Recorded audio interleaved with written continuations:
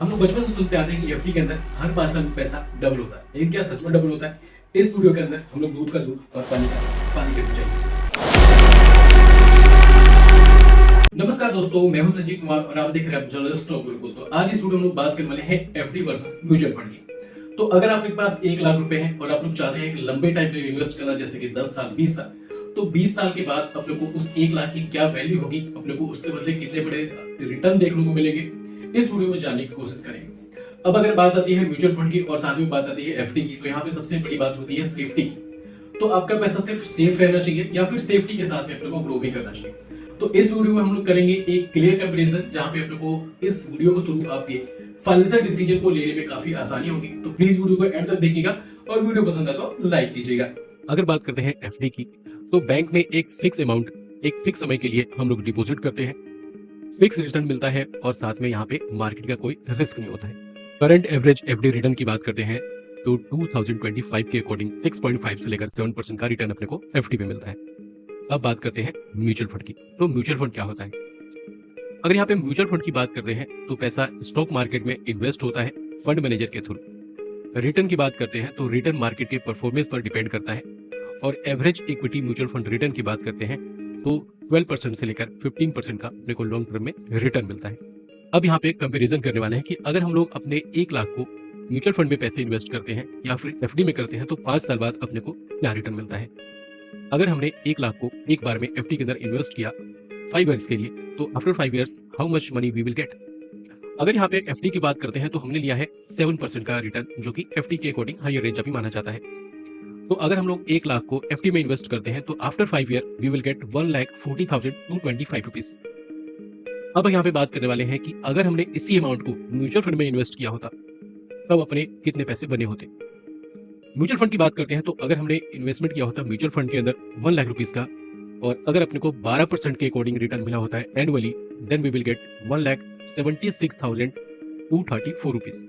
और अगर यही रिटर्न अपने को मार्केट थोड़ी सी ज्यादा बुलिश होती, मार्केट की परफॉर्मेंस इस 5 साल के अकॉर्डिंग अच्छे खासे अपने को ऊपर गई होती मार्केट, तो अगर अपने को 15% भी मिल गया होता मार्केट से, तो अपने जो अमाउंट 1 लाख थे वो 5 साल बाद हो चुके थे 2 लाख, मतलब 2,01,135। मतलब यहाँ पे पैसे अपने 5 इयर्स में डबल हो चुके हैं। अब यहाँ पे बात करने वाले हैं 20 इयर्स के कंपैरिजन के बारे में कि अगर 1 लाख को हमने इन्वेस्ट किया होता म्यूचुअल फंड के अंदर फॉर 20 इयर्स और सेम अमाउंट को हमने इन्वेस्ट किया होता एफडी के अंदर for 20 years, then how much money we will get after 20 years. तो अगर सबसे पहले बात करते हैं एफडी की, यहाँ अपने को सेम वही रिटर्न मिलता जो कि फिक्स्ड होता है। मतलब यहाँ से ना इसमें कोई गिरावट होती है ना यहाँ पे कोई इंक्रीमेंट होती है। तो अपने को 7% का रिटर्न अपने को एफडी में देखने को मिलता। तो आफ्टर 20 इयर्स हमें देखने को मिलता 3,86,970 रुपीज, जो कि 20 साल बाद अपने को 1 लाख इन्वेस्ट करने के बाद मिलता। तो यहाँ पे अगर बात करते हैं म्यूचुअल फंड की, अगर हमने म्यूचुअल फंड में इन्वेस्ट किया होता और अगर अपने को सिर्फ 12% का रिटर्न मिला होता एनुअली, देन हमारे जो 1 लाख थे आफ्टर 20 इयर्स ये कन्वर्ट हो चुके होते 9,64,000। मतलब पैसा 9 टाइम्स बढ़ चुका है। अब यही अगर मार्केट की परफॉर्मेंस इन 20 सालों के अंदर काफी बढ़िया होती, क्योंकि यहाँ पे सबसे बड़ी बात है कंपाउंडिंग होता है। तो अगर मार्केट की परफॉर्मेंस बढ़िया होती और अपने को 12 के बदले 15% मिल गया होता मार्केट से, और म्यूचुअल फंड अपने को 15% दे रहा होता एनुअली रिटर्न, देन हमारे जो 1 लाख थे वो कन्वर्ट हो चुके होते 16,36,650। मतलब पैसा 16 टाइम्स बढ़ चुका होता। अब यहाँ पे बात करने वाले हैं FD versus mutual fund pro and cons के बारे में, क्योंकि कुछ की अच्छाई और कुछ की बुराई होती है।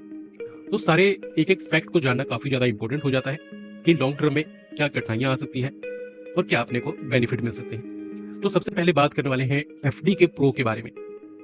तो अगर यहाँ पे देखते हैं एफडी की बात करते हैं तो यहाँ पे गारंटीड रिटर्न होता है 7% तक का। इससे कोई अपने को ना ही कम मिलेगा ना इससे अपने को ज्यादा मिलेगा। 7% अगर बोल दिया मतलब 7% मिलना तय है। यहाँ पे देखें तो मार्केट का कोई रिस्क नहीं होता, जीरो रिस्क होता है मार्केट का। मार्केट कहीं भी जाए कुछ भी हो उससे हमें कोई मतलब नहीं है, अपने को 7% मिलना है मतलब मिलना है। अगर हम लोग सीनियर सिटीजन के नाम से एफडी करवाते हैं तो वहां अपने को थोड़ा सा और ज्यादा मिलता है। मतलब कंपेयर टू हम लोग के एज के मुकाबले अगर हम लोग सीनियर सिटीजन के नाम से एफडी करवाते हैं तो वहां अपने को इंटरेस्ट में थोड़ा सा और ज्यादा बढ़ोतरी देखने को मिलता है। जो अगला पॉइंट निकल के आता है वो होता है लिक्विडिटी का। मतलब ब्रेक कर सकते हैं कभी भी पेनल्टी के साथ में। अब यहाँ पे बात करते हैं एफडी के नुकसान, मतलब एफडी के कॉन्स क्या है।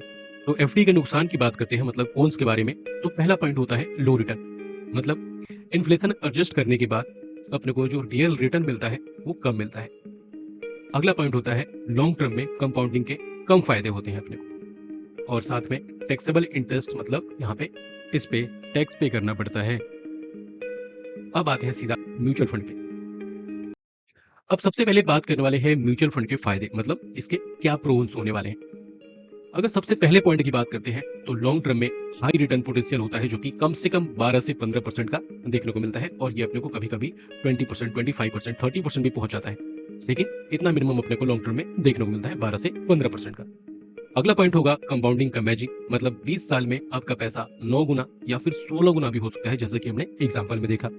अगले ऑप्शन की बात करते हैं तो यहाँ पे एसआईपी और लमसम दोनों ऑप्शन होते हैं। मतलब एसआईपी का मतलब होता है हर एक मंथ को हमने ये डिसाइड कर लिया कि हमारा 1000 इन्वेस्ट होना है, 2000 इन्वेस्ट होना है या फिर 5000 इन्वेस्ट होना है, और ये हम लोग एक सर्टेन टाइम पीरियड के लिए डिसाइड कर चुके होते हैं। वो अपने को उतने सालों तक अपने को हर एक महीने उतना इन्वेस्ट करना होता है। और अगर लमसम की बात करते हैं तो सेम अपना एफडी की तरह होता है, एक हमने फिक्स अमाउंट हमने डिसाइड किया और उस फिक्स अमाउंट को हमने म्यूचुअल फंड में इन्वेस्ट कर दिया। तो ये दो ऑप्शन अपने पास म्यूचुअल फंड में निकल के आते हैं। अब यहाँ पे बात करते हैं अगले पॉइंट की। तो यहाँ पे अगर बात करते हैं टैक्स की, तो स्पेशली ईएलएसएस में टैक्स को नहीं पे करना पड़ता है। अब यहाँ पे इसके कॉन्स की बात करते हैं, मतलब म्यूचुअल फंड के क्या नुकसान हो सकते हैं। सबसे पहला और सबसे जरूरी पॉइंट है उन लोगों के लिए जो कि मार्केट में नए हैं। मार्केट रिस्क होता है, स्टॉक मार्केट के उतार चढ़ाव पर ये डिपेंड करता है कि अपने को कितना रिटर्न मिलेगा, लेकिन लॉन्ग टर्म में कोई बड़ी बात नहीं होती है, अपने को यहाँ से अच्छे खासे रिटर्न देखने को मिल जाते हैं। अगले पॉइंट की बात करते हैं तो शॉर्ट टर्म में अपने को बड़ी वॉलिटिलिटी का सामना करना पड़ता है। मतलब कभी अपने को अच्छा खासा रिटर्न देखने को मिलेगा और कभी अपने को अच्छा खासा लॉस देखने को मिलेगा। और लास्ट और जो थर्ड पॉइंट होने वाला है कॉन्स के लिए, वो होने वाला है रॉन्ग फंड का चॉइस करना। मतलब अगर हमने किसी रॉन्ग फंड को चुन लिया और उसमें इन्वेस्टमेंट कर लिया तो वहां पे अपने को बड़ा लॉस हो सकता है।